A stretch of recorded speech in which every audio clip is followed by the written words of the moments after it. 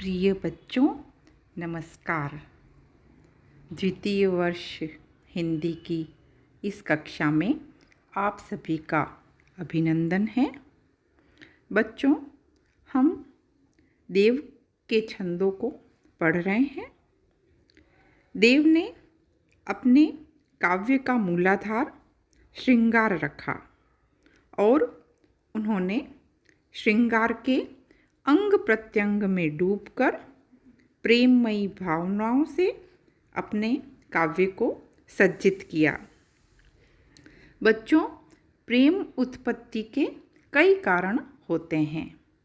उन कारणों का देव ने अपने छंदों में उपयोग किया और आचार्य होने के कारण उन्होंने उन सभी भेदों का वर्णन अपने छंदों में किया है। प्रेमोत्पत्ति स्वप्न, चित्र, दर्शन और गुणकथन से भी मानी जाती है। तो इन सभी के बड़े सुंदर चित्र देव ने अपने काव्य में उकेरे हैं। उनकी जो नायिका है वह स्वप्न में कृष्ण को देखकर अभिभूत हो जाती है और कृष्ण की स्मृति में खो जाती है। तो प्रिय मिलन के स्वप्न का वर्णन उन्होंने कई छंदों में किया है और आज हम जिस छंद को पढ़ने जा रहे हैं उस छंद में नायिका अपने स्वप्न के बारे में अपनी सखी को बता रही है।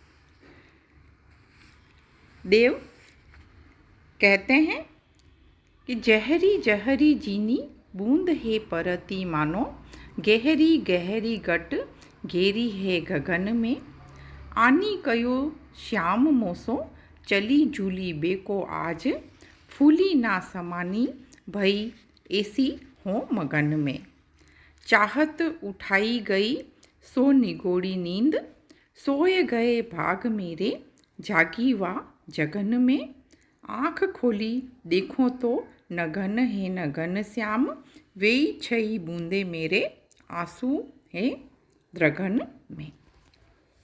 पहले हम इसके शब्दार्थ देख लेते हैं।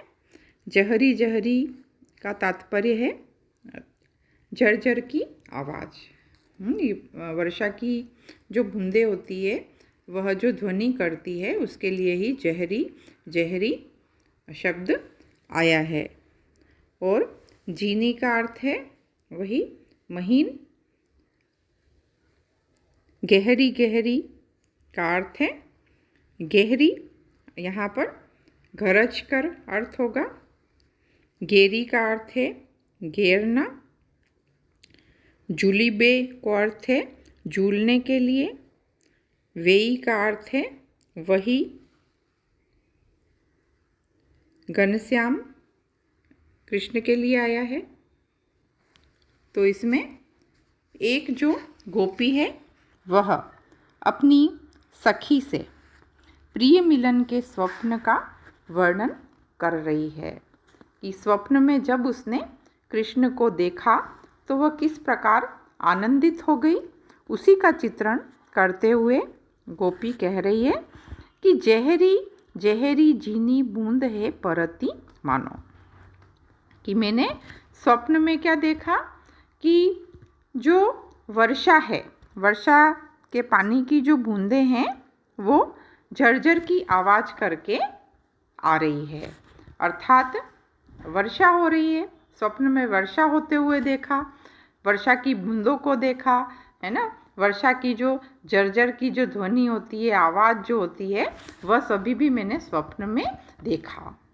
और गहरी गहरी गट घेरी है गगन में, है ना। और उधर आकाश में जो बादलों की जो सघन घटाएं हैं उनको भी घेरे हुए देखा, है ना। बादलों में सघन घटाएं, है ना, और वह बादल जो हैं वह बरस रहे हैं। तो प्रकृति का जो इतना सुंदर दृश्य है ना, उस सुंदर दृश्य को मैंने देखा। आनी कयो श्याम मोसो चली झूली बेको आज, है ना।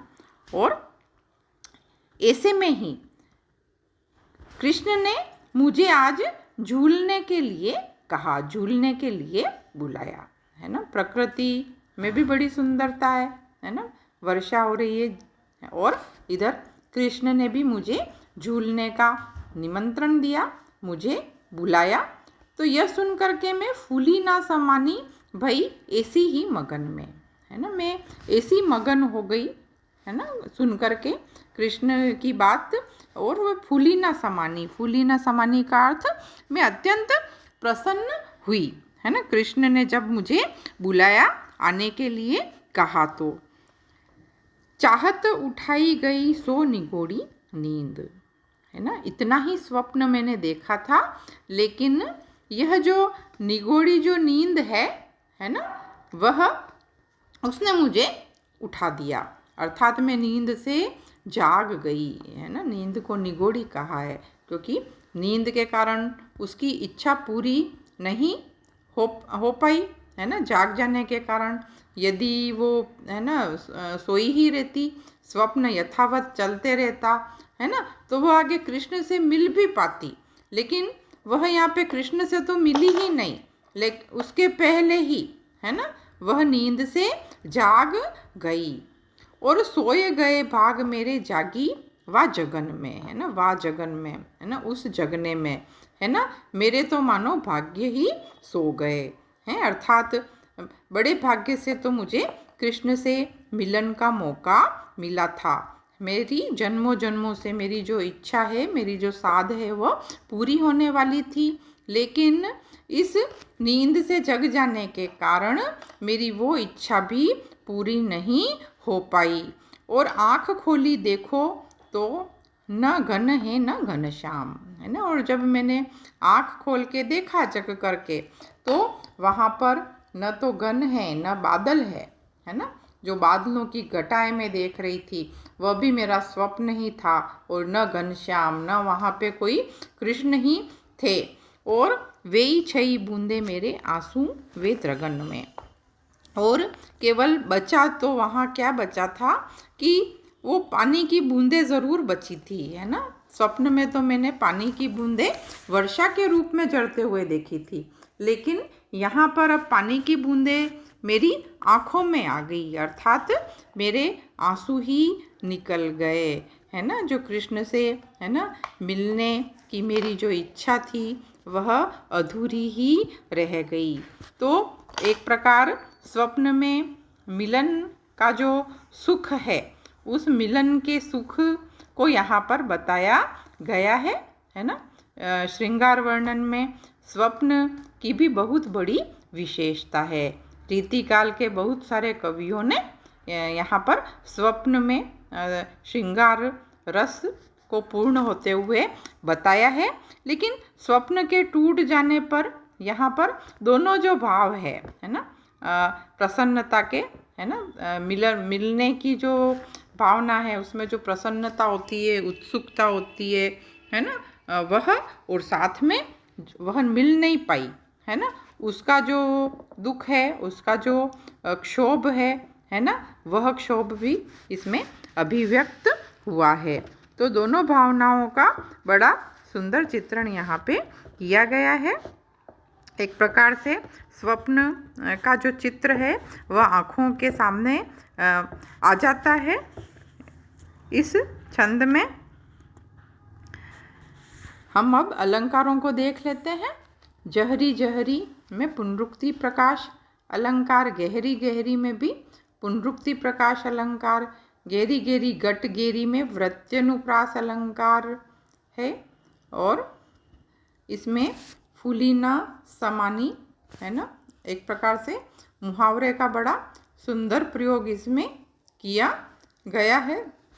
और इस छंद में लाक्षणिकता है और माधुर्य गुण है, नाद सौंदर्य भी विद्यमान है ना। जहरी जहरी गहरी गहरी एक प्रकार की का जो सुंदर नाद है वह उत्पन्न होता है, और यह तो देव के छंद की बहुत बड़ी विशेषता है की आनुप्रासिकता के लिए बड़ा सुंदर शब्द संयोजन वह करते हैं। धन्यवाद।